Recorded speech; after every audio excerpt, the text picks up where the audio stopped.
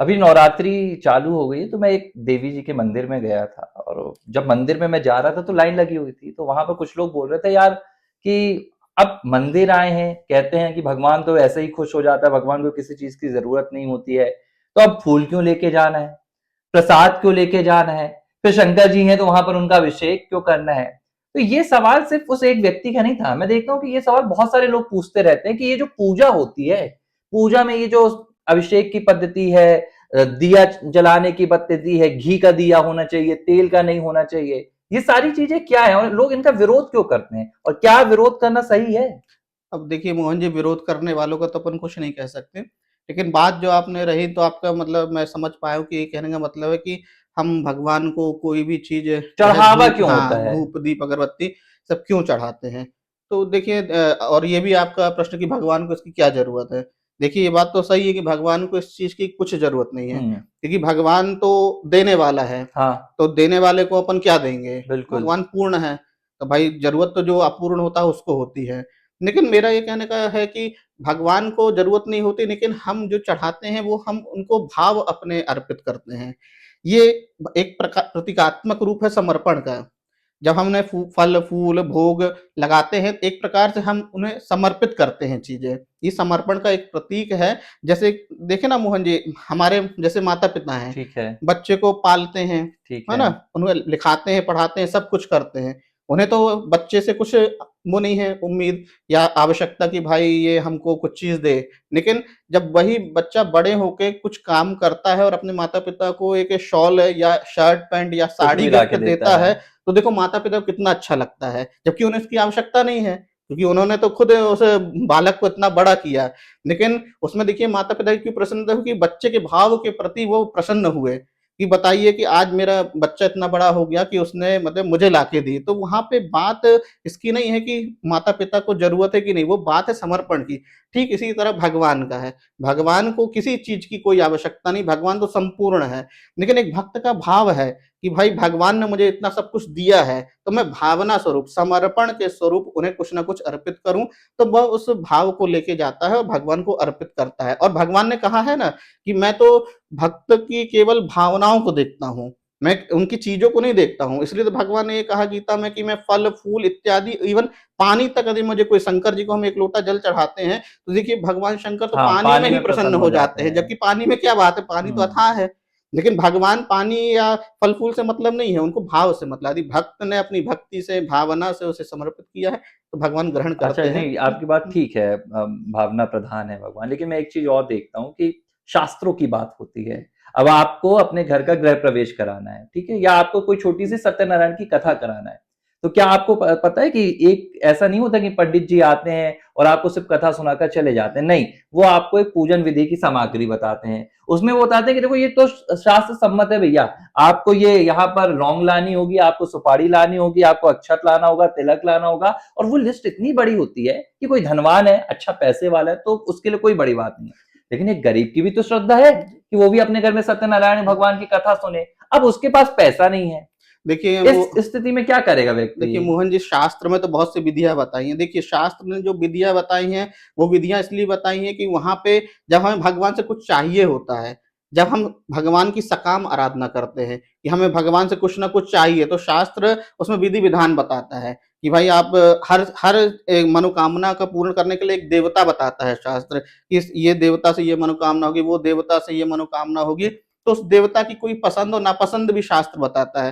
तो जब हम उस देवता से कुछ माँगते हैं, तो उसकी जो पसंद और नापसंद होती है, हम उसका चढ़ावा चढ़ाते हैं। तो हम उसकी पसंद की जब चीज़ चढ़ाते हैं, तो हमारा ये मान्यता रहता है कि भाई हम उसकी पसंद की चीज़ करेंगे, तो वो प्रसन्न होके हमें फल स्वरूप हमारी मनोकामना पूर्ण करेगा। लेकिन जो अभी हम बात कर रहे थे भगवान के प्रति, वो मैं बात कर रहा हूँ निष्काम भक्ति, जहाँ पे कामना नहीं है, केवल भक्त का समर्पण है।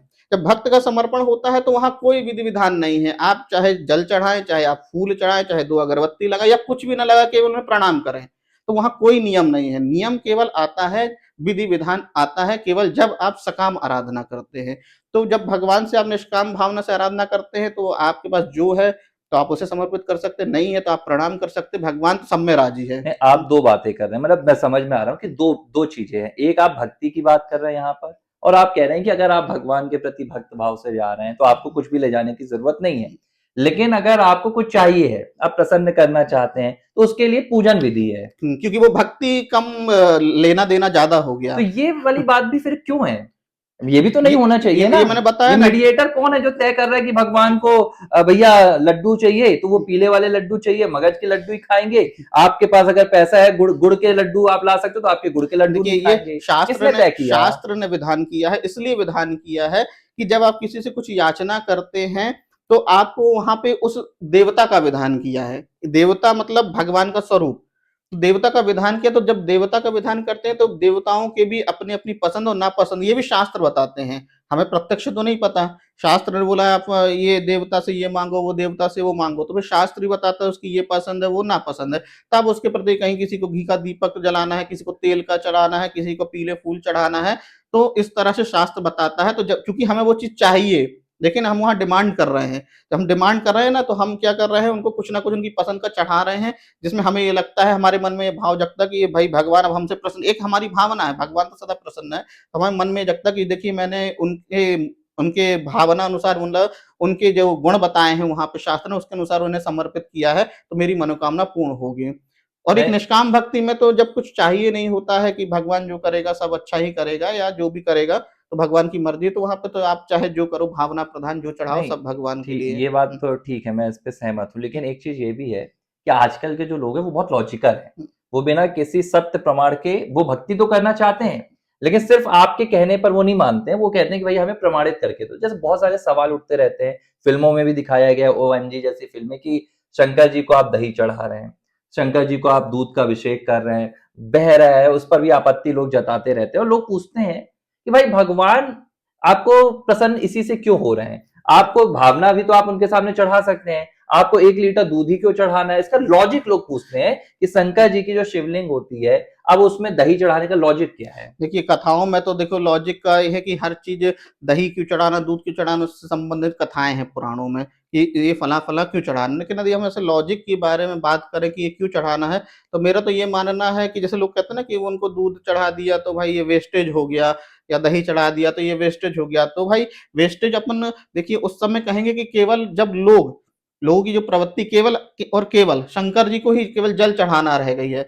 अब वो दूध दही शंकर जी को जल चढ़ा जरूर रहे हैं, लेकिन यदि कोई वहां पे गरीब आ जा रहा है, कोई मतलब इस तरह हाँ, से आ जा रहा है, तो उसको नहीं दे रहे हैं, उसको उसको नहीं दे उसको वो रहे हैं। धुतकार दे रहे हैं। हाँ, बोले नहीं भाई तू दूर जा भाई, मेरे को तो शंकर जी को चढ़ाना है। जबकि क्या है, ये चीज है कि भाई जो जिसको पहले जरूरत है आप हाँ। उसको पहले दीजिए, फिर जो बचे तो फिर वहां पे चढ़ाइए। या फिर हम क्या करें कि हमने शंकर जी को भी चढ़ाएं, और जो लोग उससे जिसको अभाव है इन चीजों को, उन्हें भी हम प्रदान करें, उन्हें प्रसाद समझ के वही चीज हम उन्हें दें। तो ये दोनों चीजें हम केवल एक ही चीज करते हैं ना मोहन जी, तो वो थोड़ा सा कंट्रोवर्सी में आ जाता है। केवल हम गरीबों को बांटे और भगवान को समर्पण, तो भी दिक्कत है, क्योंकि फिर प्रतीकात्मक रूप से आप मंदिर में कैसे मतलब फिर भगवान तो वो का आप तो देख ही नहीं पा रहे ना, जो वहाँ साक्षात रूप में भगवान जी है, उनको आप देख ही नहीं देख ही पाओगे। नहीं पाए, फिर वो पूजन हवन कैसे होगा? आपका हाँ। समर्पण का ही तो प्रतीकात्मक रूप है ना।